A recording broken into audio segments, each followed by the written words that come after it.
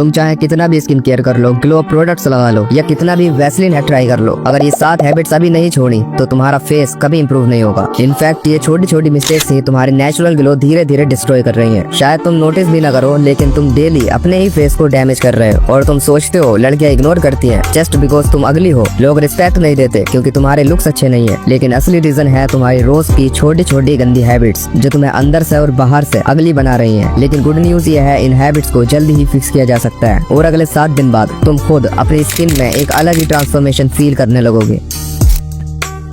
ये सबसे common bad habits में से एक है। शायद तुम नोटिस भी ना करो, पर तुम हर दिन बार बार अपना फेस टच करते हो। कभी आंखों को मसलना, कभी नोज को टच करना, कभी अपने गालों को रब करना। ये सब मिलकर ही प्रॉब्लम क्रिएट करते हैं। इसमें दिक्कत पता है क्या है? तुम्हारे हाथ गंदे रहते हैं, दिन भर फोन और डोर हैंडल टच करते हो और पता नहीं कहाँ खो जाते रहते हो। ये सब चीजें बैक्टीरिया से भरे होते हैं और जब तुम उन्हीं हाथों से अपना फेस टच करते हो, वो बैक्टीरिया सीधा स्किन पर ट्रांसफर हो जाते हैं और फिर पिंपल्स, क्लोग्ड पोर्स और ऑयली स्किन जैसी प्रॉब्लम से परेशान रहते हो। हर बार जब तुम फेस को हाथ लगाते हो, उस टाइम तुम एक्चुअली अपने फेस पर जर्म्स स्प्रेड कर रहे होते हो। फिर चाहे तुम दुनिया का सबसे बेस्ट फेस वॉश यूज क्यों ना कर लो, जब तक ये हैबिट नहीं छोड़ोगे, एक्ने कभी भी जड़ से खत्म नहीं होंगे। अब इसका सोल्यूशन सिंपल है। जब भी तुम्हें लगे कि तुम फेस टच करने वाले हो, खुद को रोको, अपने हाथों को ज्यादा से ज्यादा वॉश करते रहो और उन्हें फेस से दूर ही रहो। जितना कम टच करोगे उतनी ही क्लियर और फ्रेश स्किन दिखेगी।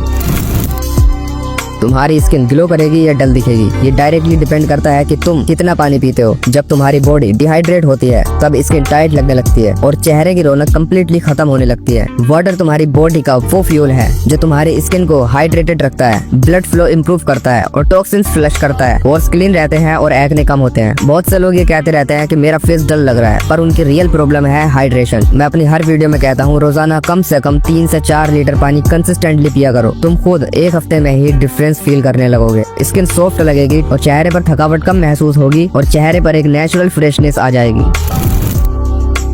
देखो, जब तुम देर रात तक फोन चलाते हो, यूट्यूब देखते हो या बस एक और रील के चक्कर में 2 बजे सोते हो, जितना लेट तुम सोओगे उतना ही कम टाइम तुम्हारी बॉडी और स्किन को रिकवर करने में लगेगा, जिस वजह से डल स्किन, डार्क सर्कल्स और थका हुआ फेस जैसी प्रॉब्लम्स आती हैं। एक स्टडी के हिसाब से जब तुम 7 से 8 घंटे की प्रॉपर स्लीप लेते हो, तुम्हारी बॉडी कोलेजन बनाती है जो स्किन को टाइट और ग्लोइंग बनाता है। पर अगर स्लीप साइकिल खराब है तो कोलेजन कम बनेगा और फेस मुरझाया हुआ सा लगेगा। अब 7 से 8 घंटे की प्रॉपर स्लीप लेने के लिए हर दिन सेम टाइम पर सोना पड़ेगा और सबसे इम्पोर्टेंट है, स्लीप से 1 घंटा पहले फोन स्क्रीन बंद कर दो, क्योंकि यही फोन मेलाटोनिन हार्मोन रिलीज होने से रोकता है, जिससे नींद नहीं आती। जितनी अच्छी स्लीप उतनी क्लियर स्किन, उतना ही फ्रेश तुम्हारा फेस।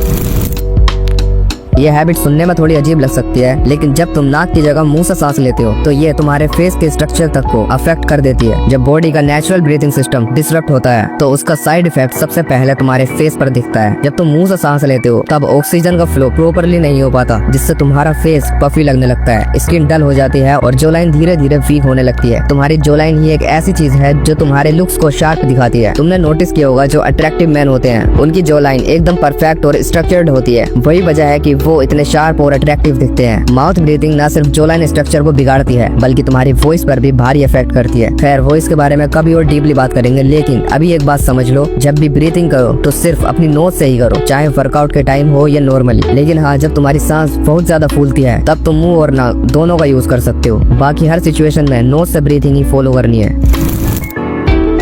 जब तुम रोज cold drinks, chocolates, bakery items या चाय और दूध में भर भर के चीनी डालकर पीते हो तो ये बॉडी के अंदर एक प्रोसेस स्टार्ट करती है जिससे कोलेजन ब्रेक होने लगता है। कोलेजन वो प्रोटीन है जो तुम्हारी स्किन को टाइट, स्मूथ और यंग रखता है। पर जैसे ही तुम शुगर खाते हो, कोलेजन वीक पड़ जाता है, स्किन लूज लगने लगती है, पोर्स विजिबल हो जाते हैं और फेस एकदम मुरझाया हुआ सा लगता है। शुगर सिर्फ एक्ने नहीं बढ़ाती, ये हार्मोन्स और ऑयल प्रोडक्शन भी डिस्टर्ब करती है, इसीलिए तुम्हारा फेस ऑयली भी दिखता है और डल भी। अगर तुम जेन्युइनली अपना फेस इंप्रूव करना चाहते हो तो प्रोसेस्ड शुगर कम करनी होगी। कोल्ड ड्रिंक्स, जंक फूड्स, चीनी सब बंद, उनकी जगह फ्रूट्स, ड्राई फ्रूट्स और नेचुरल स्वीट चीजें खाओ जो एक्चुअल में तुम्हें फायदा दे। अगर तुम सिर्फ 10-15 दिन ही साफ सुथरा खाने लगे तो तुम्हें खुद लगेगा तुम्हारी स्किन ग्लो कर रही है, तुम्हारा फेस फ्रेश लगेगा और नेचुरल ग्लो वापस आ जाएगा। तुम्हारी बॉडी को सनलाइट सिर्फ विटामिन डी के लिए नहीं चाहिए, बल्कि टेस्टोस्टेरोन, एनर्जी और नेचुरल स्किन ग्लो के लिए भी सनलाइट इंपॉर्टेंट है। अगर तुम हमेशा रूम में बंद रहते हो, गेमिंग, स्क्रॉलिंग या जस्ट बेड पे पड़े रहते हो तो तुम्हारी स्किन लाइफलेस लगने लगती है, आईज डल हो जाती है, मूड डाउन और वो हेल्दी मस्कुलिन वाइब धीरे धीरे कम होने लगती है। सनलाइट लेने का मतलब सिर्फ धूप में बैठना नहीं होता। तुम 15-20 मिनट डेली टहल सकते हो, वर्कआउट कर सकते हो और बैठ भी सकते हो, जिसका बेनिफिट यह है कि तुम्हारी स्किन नेचुरली ग्लो करती है, टेस्टोस्टेरोन इंप्रूव होगा और फेस मुरझाया सा नहीं लगेगा। पर हाँ, सनस्क्रीन लगाना मत भूलना, वरना काले हो जाओगे।